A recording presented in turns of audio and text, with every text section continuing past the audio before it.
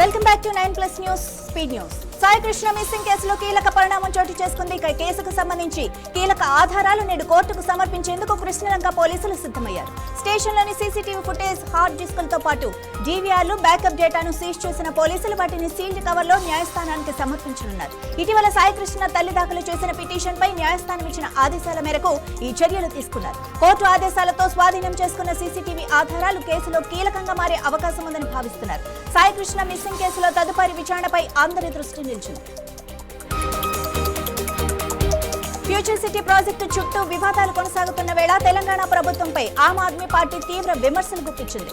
రైతుల భూములను బలవంతంగా స్వాధీనం చేసుకుంటూ ప్రభుత్వం నిరంకుశ ధోరణితో వ్యవహరిస్తోందని ఆరోపించింది.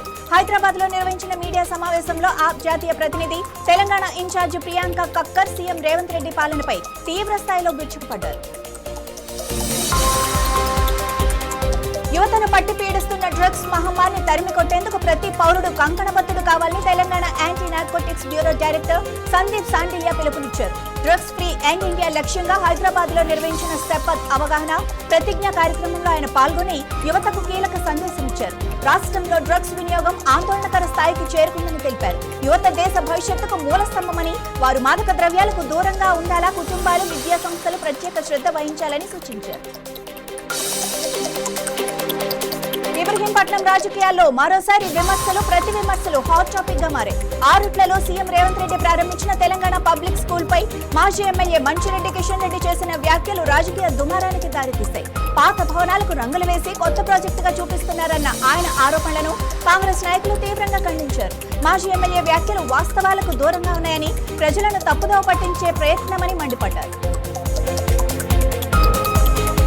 రాష్ట్రంలో దొరల, పటేళ్ల పాలనను దించి బీసీల పాలనకు శ్రీకారం చుట్టబోతున్నామని Telangana BC JAC chairman Jajula Srinivas Goud అన్నారు. బీసీల త్యాగాల పునాదుల మీద ఏర్పడ్డ రాష్ట్రంలో అగ్రకులాలు రాజ్యమేలుతున్నాయని విమర్శించారు. తెలంగాణ సిద్ధాంతకర్త ప్రొఫెసర్ జయశంకర్ వర్ధంతి సందర్భంగా సైఫాబాద్ లోని బీసీ జేఏసీ భవన్ లో ఆయన చిత్రపటానికి జేఏసీ నాయకులు పూలమాలలు వేసి నివాళులర్పించారు. తెలంగాణ రాష్ట్ర సాధనలో త్యాగాలు బీసీలవైతే భోగాలు అగ్రకులాలు అనుభవిస్తున్నారని మండిపడ్డారు.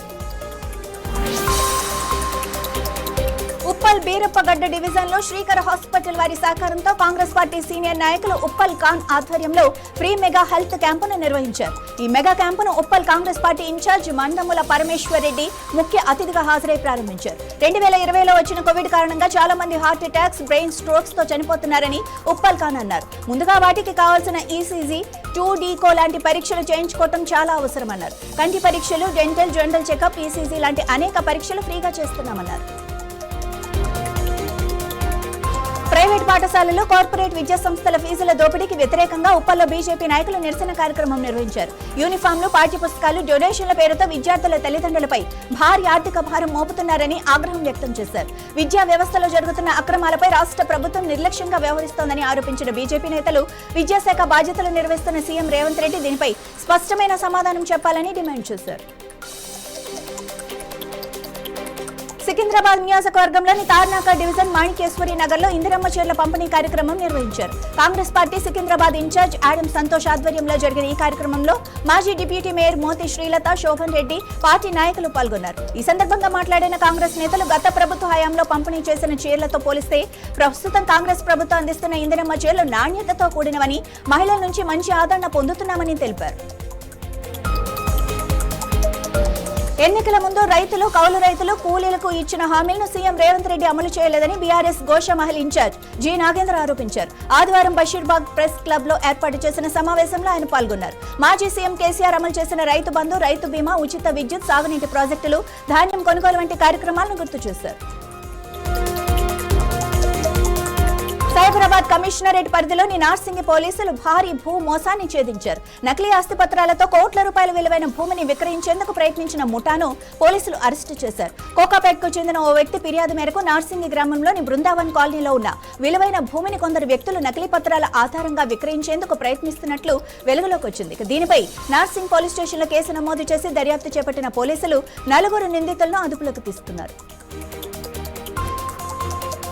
హైవేపై నకిలీ అధికారులుగా చలామణి అవుతూ లారీ డ్రైవర్లను బెదిరించి డబ్బులు వసూలు చేస్తున్న 3 సభ్యుల ముఠాను పామూరు పోలీసులు అరెస్టు చేశారు. ప్రభుత్వ అధికారులమంటూ మట్టి లోడు లారీలను అడ్డగించి రికార్డుల తనిఖీ పేరుతో డ్రైవర్ల నుంచి అక్రమంగా నమోదు చేసుకుంటున్న విచారణలో తేలింది. ఆన్లైన్లో కొనుగోలు చేసిన ఎయిర్ పిస్టల్ తో పాటు ఇతర ఆయుధాలను ఉపయోగించిన నిందితులు ఈ దోపిడీలకు పాల్పడినట్లుగా గుర్తించారు. నిందితుల వద్ద నుంచి ఎయిర్ పిస్టల్, నాటు తుపాకీ, కత్తి, కారు దోపిడీ సొమ్మును స్వాధీనం చేసుకున్నారు. ఇక కేసు నమోదు చేసి వారిని రిమాండ్కు తరలించారు.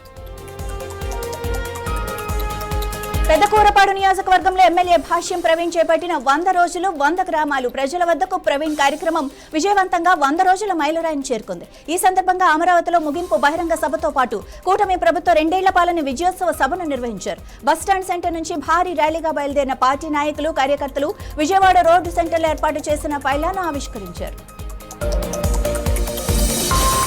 విజయవాడలోని గురునానక్ కాలనీలో నూతనంగా ఏర్పాటు చేసిన మేకోవర్ సెలూన్ అండ్ అకాడమీ 2వ బ్రాంచ్ను ప్రముఖ సినీ నటి కాజల్ అగర్వాల్ ముఖ్య అతిథిగా విచ్చేసి ప్రారంభించారు. ఈ సెలూన్ ఆంధ్రప్రదేశ్లోని అతి పెద్దదిగా నిలవటం విశేషం అన్నారు. రాజమహేంద్రవరం తర్వాత విజయవాడలో 6000 చదరపు అడుగుల విస్తీర్ణంలో అత్యాధునిక సదుపాయాలతో దీన్ని అందుబాటులోకి తెచ్చామని సెలూన్ అధినేత సాయి తెలిపారు. ఇది కేవలం సెలూన్ మాత్రమే కాకుండా విద్యార్థులకు శిక్షణ ఇచ్చి స్వయం ఉపాధి కల్పించే అకాడమీగా సేవలందిస్తుందని తెలిపారు.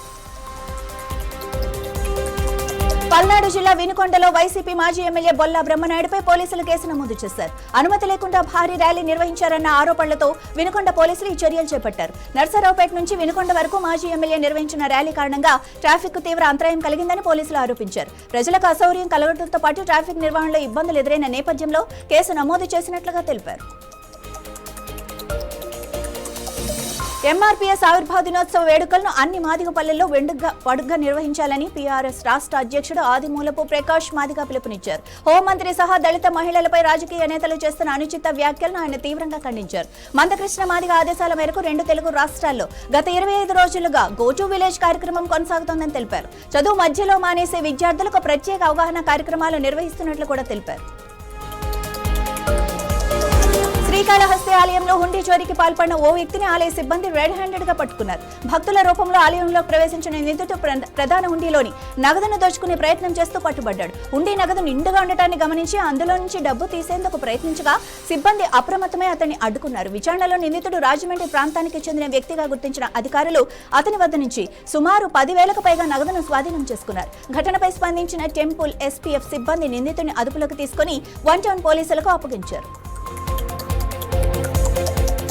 అల్లూరి సీతారామరాజు జిల్లా పాడేరు ప్రాంతంలో భారీగా గంజాయి పట్టుబడింది. ఆంధ్ర, ఒడిశా సరిహద్దు ప్రాంతాల్లో ముందస్తు సమాచారంతో నిర్వహించిన జాయింట్ ఆపరేషన్లో 5.6 కోట్ల విలువైన 1125 కిలోల గంజాయిని ఎన్ఫోర్స్మెంట్ ముగింపు పోలీస్ శాఖ స్వాధీనం చేసుకున్నారు. అరకు నియోజకవర్గం మంచంగిపుట్ట మండలం బూసిపట్టు వద్ద జరిగిన ఈ ఆపరేషన్లో గంజాయి అక్రమ రవాణాకు పాల్పడుతున్న 3 వ్యక్తులను అధికారులు అరెస్టు చేశారు.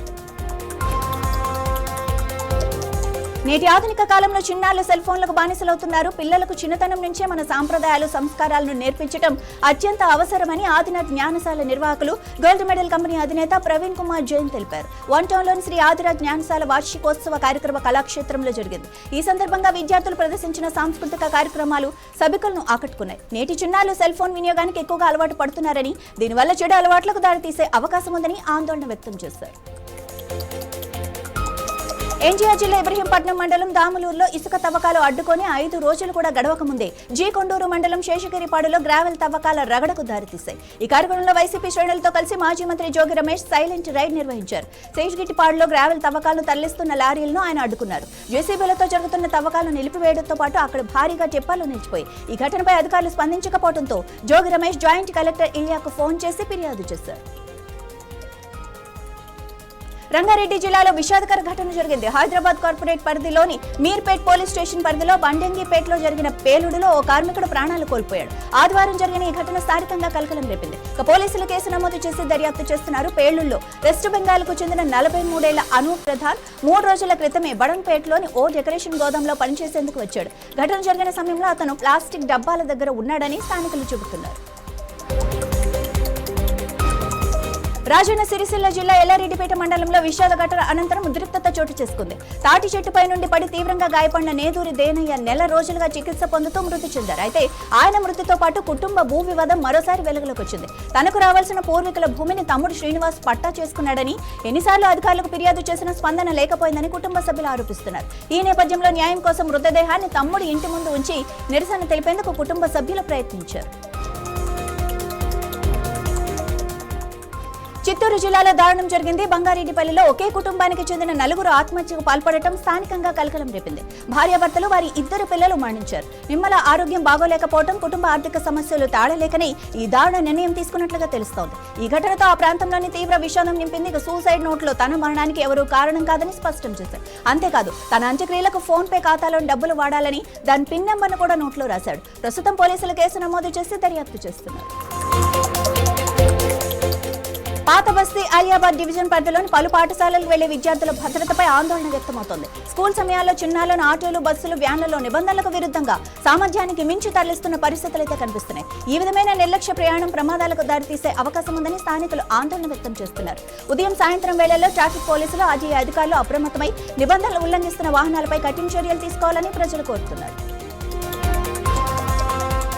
తిరుమల శ్రీవారి దర్శనానికి భక్తుల రద్దీ కొనసాగుతోంది. ప్రస్తుతం పూర్వ దర్శనానికి దాదాపు 15 నుంచి 18 గంటల సమయం పడుతోంది. ఇక వైకుంఠం క్యూ కాంప్లెక్స్ లో కంపార్ట్మెంట్స్ అన్ని నిండిపోయాయి. క్యూ లైన్లలో బయట శిలాతోరణం వరకు విస్తరించి ఇక ఆదివారం శ్రీవారిని 90,072 మంది భక్తులు దర్శించుకున్నారు. అలాగే 33,459 మంది భక్తులు స్వామివారికి తలనీలాలు సమర్పించారు. నిన్న ఒక్కరోజే శ్రీవారి ఉండే ఆదాయం ఏకంగా 4,08,00,000 రూపాయలు వచ్చిందని టీటీడీ ప్రకటించింది.